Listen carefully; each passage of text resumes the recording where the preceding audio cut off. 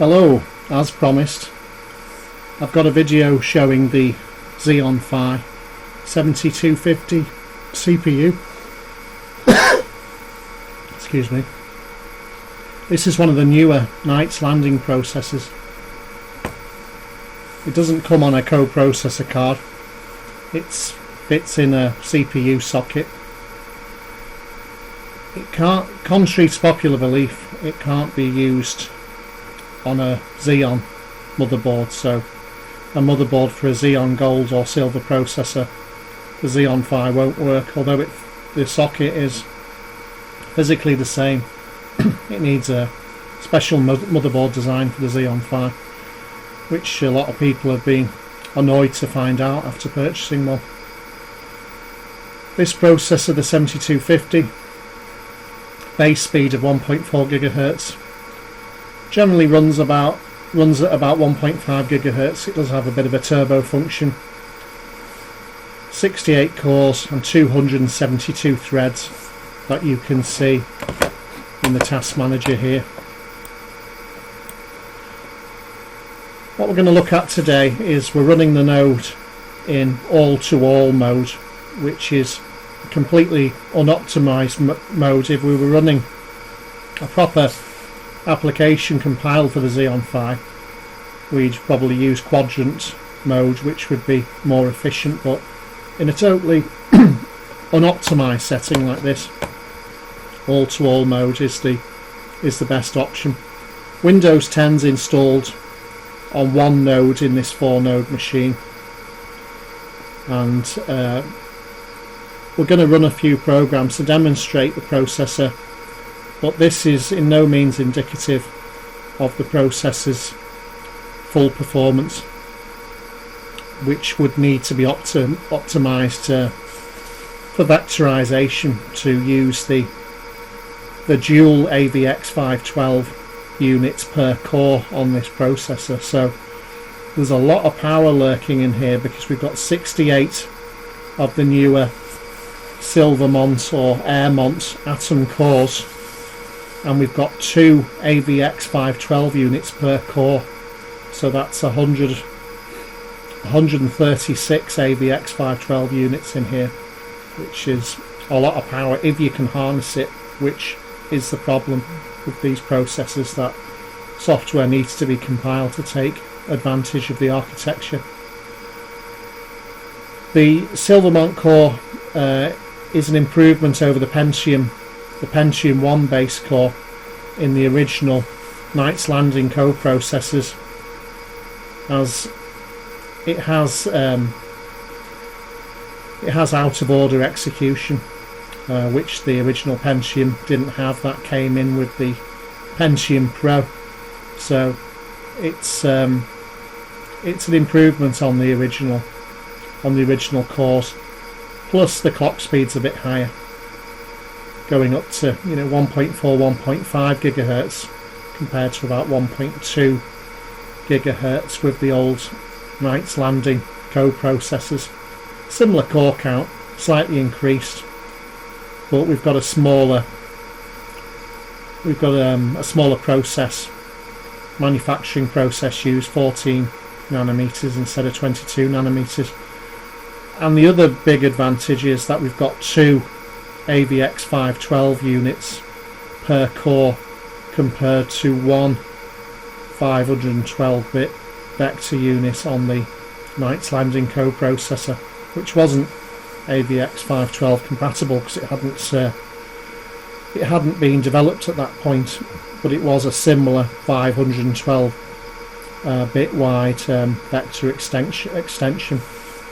Going to demonstrate the processor now, but bear in mind, none of these applications are compiled to take advantage of the full capabilities of this processor. So we're not going to be using the AVX512 at all. We're just going to be using the 68 Atom cores and seeing how it performs. So it isn't going to be fantastic, but kind of interesting to see the processor in action on the Windows 10 desktop. So first thing I'm going to load up is the old favourite Cinebench. I've already run it once, but we'll run it again. Just using the R15 version because I suspect it gets slightly better core utilisation than the later versions. The Cinebench, it only allows up to, no, it's same problem. It only allows up to 256 threads. So we've got threads unused here. So we've got 16 threads that aren't being used on the processor. So the score we're getting similar to a 5670 12 core 24 thread Xeon version 2 processor, so Ivy Bridge based processor. I'll show you one of the later versions of Cinebench. I think I've got one. I think I've got it here. Yeah, so I'll show you the latest version, 23. Takes a while to start up because these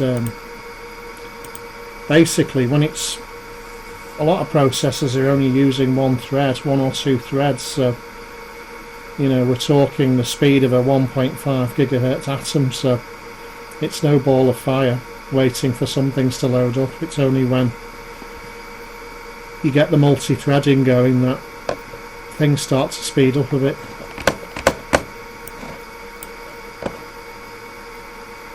Not even sure whether I think I did start it up. And here it comes. I don't think I clicked it properly then. So yeah, things they take a while to start up, but not too bad. Let's run the multi-core benchmark here. And you'll see the same 256 threads being used. And it eventually starts up. The Cinebench R20 version, it was based on Intel Embry ray tracer, but it doesn't have any, I don't think it has any AVX 512 optimization, and even if it did, it wouldn't run on the Knights Landing. I found that AVX 512 code that'll work on a Xeon Gold or Platinum, just won't run on the Knights Landing processor. So although it's compatible for other operations, not fully compatible with AVX 512, I think it does use a slightly different version with some more features built into it on the Knights Landing. Hard to find any software that uses AVX 512 really, but SciSoft Sandra benchmark does use it for the scientific benchmark, CPU benchmark, because I've tested it on the Xeon Gold, and the 512 AVX 512 is definitely being used. Couldn't get it to work on the Knights Landing, so going to have to compile some software to run on it, which I'll do in Linux. But this is just a quick Windows 10 test for you. Okay, coming to the end now. See what we get. So 7250. So it's actually turned out a pretty good score though, really. So it's a Ryzen 7 1700X 8-core processor gets 8,889. This is getting 10,996. So that's actually pretty decent, considering that it's totally not optimized. It's not using any of the features. It's actually a lot faster in this benchmark than the 2697 version 2, which is the 12-core 24-thread. Much faster. To be honest, some of these benchmarks seem a bit hit and miss, because I'm sure I ran this benchmark before and I didn't get a score as good as that. So yeah, I'm quite pleased with that, quite impressed with that actually. Okay, let's have a look at some other stuff. just to compare to the Knights Landing demo that I did on the coprocessor card. I'm going to run Intel Embry using this Crown demo, which I showed you last time. So I'll just takes a while, but I'm just going to try and zoom in to get the crown in a similar position, just because I'm just trying to get closer to these gems, to the ruby and diamonds and the rest of it, because that's where I was testing the Knights Landing coprocessor, just getting a sort of frames per second readout. Obviously when I was testing on the Knights Landing, that was compiled for the Knights Landing processor. It was using the vector units, was using the 512-bit vectors, so it was fully optimized. This is just running unoptimized on the Atom cores. We'll zoom it in a bit and I'll see what sort of frame rate we're getting, just out of interest. Okay, so I think we're about there. So move it into the second, and we're getting about 12 frames per second, which interestingly enough, I'm pretty sure, and this is rendering at the same resolution, I'm pretty sure that's pretty much exactly what we were getting with the Knights Landing, bearing in mind that that was optimized using the vector units. So it goes to show what a massive difference using those vector units makes. You've got to bear in mind this chip, it's got twice the amount, so if this software was compiled to run on this processor, I think we'd be getting at least 3 times this frame rate, at least 3 times the performance of the Knights Landing coprocessor, maybe up to 5 times, because this, another thing about this processor that I've not mentioned, we'll just look at you can see pretty decent core utilization here as well. If we look at the memory, 16 gigabytes of memory, well, that's on chip MC DRAM memory, which is actually on the CPU package. I've not installed any DIMMs in this node. I could do, but I wanted to make sure everything was running on the memory that's actually on the interposer that the CPU die is mounted on. So all these programs are just running on chip, kind of like a Vega graphics card. No memory in the slots in this node, which is interesting. Okay, so let's have a look at one last thing, because I want to get a few numbers as a point of reference to compare to other systems. So I'm just going to start up Blender, because I want to run a ray tracing benchmark in Blender. Oh, whoops.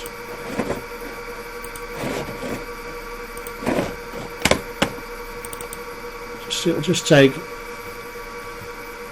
a little bit to start up, but I've got LuxCore Render plugin installed in Blender to do some really nice ray tracing effects.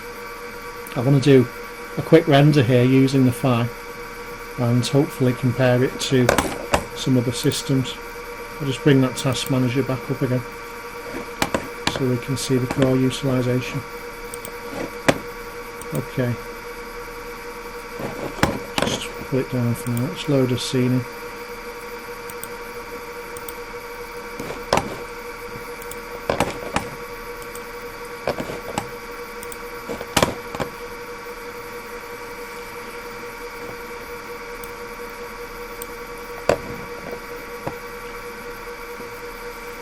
Takes a while for the scene to load in.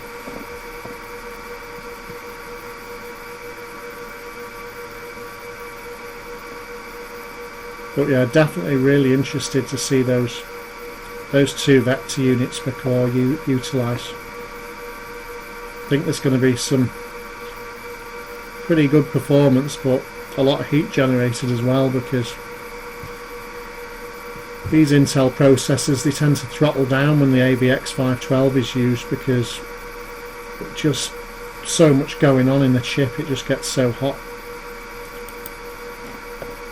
So we're still loading in here.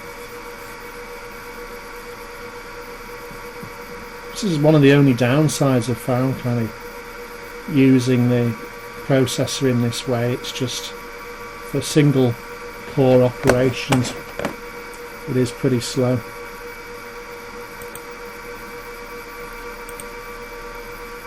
Switch it to CPU. We're just going to run, normally we'd run 1,000 samples to get a decent, you know, the best sort of quality in the render, but we don't want to be waiting for forever, so 100 samples will do. Lux core renderer, CPU, path tracing. Okay, let's render the image. I think it's compiled before, so it shouldn't take too long to get going. Really good, this Lux core renderer though. Free, totally free as well.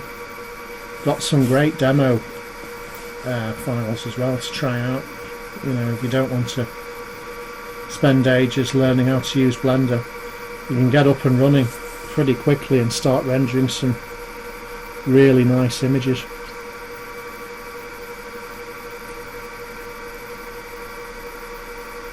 Just, you can see up here, it's just going through, just preparing the scene. And there it goes. Here we go. It's just like a still life image with some cheese and some glasses and a pot of honey and a vase and a plate.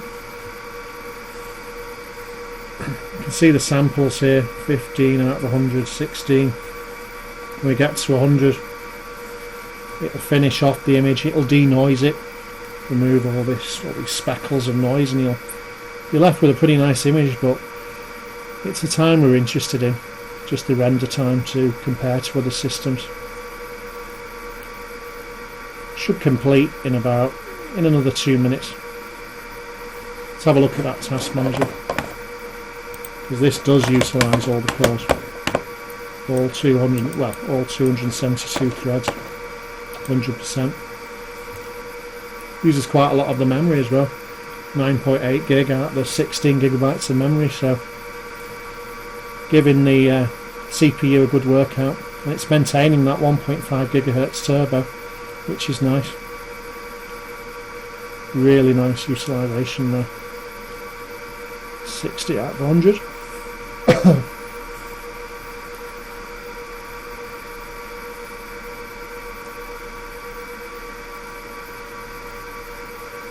Nearly there.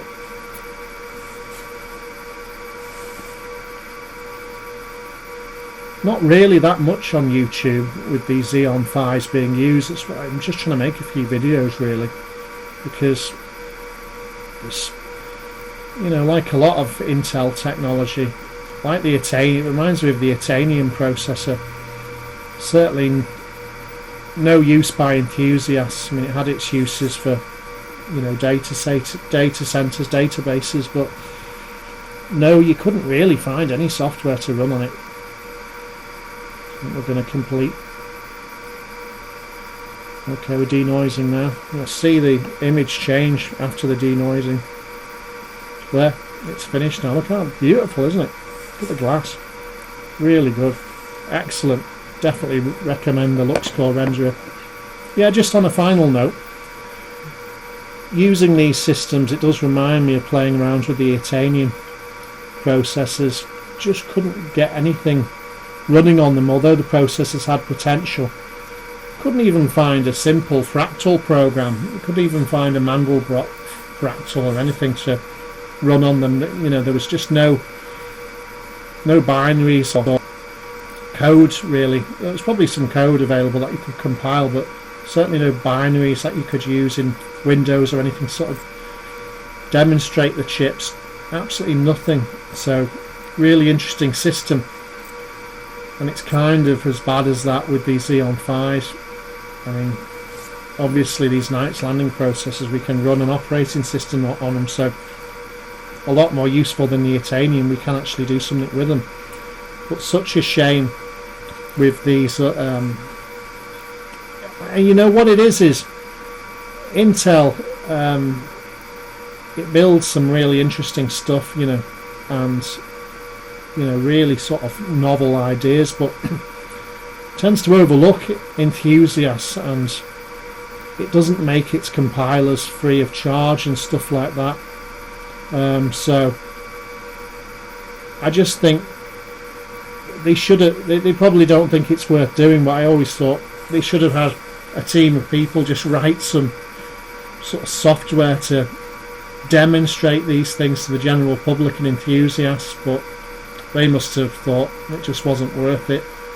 And with compilers being pretty expensive to purchase, maybe a lot of enthusiasts just ended up not bothering with the processor. It's a shame.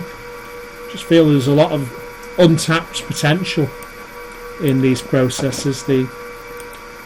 With the Itanium, it would be nice to have seen what it could have done in regards to rendering and stuff like that, but it probably wasn't that suited to that sort of operation. But just seems a waste. It seems like we've got all the hardware, but we just don't have any.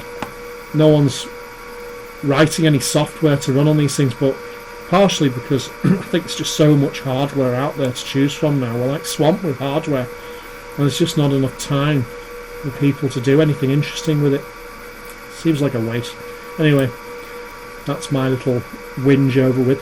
So hopefully I'll get back to you with some properly compiled software to run on these nodes to show what it's capable of. Hope this has been a bit of interest for you, and hope to make some more videos soon.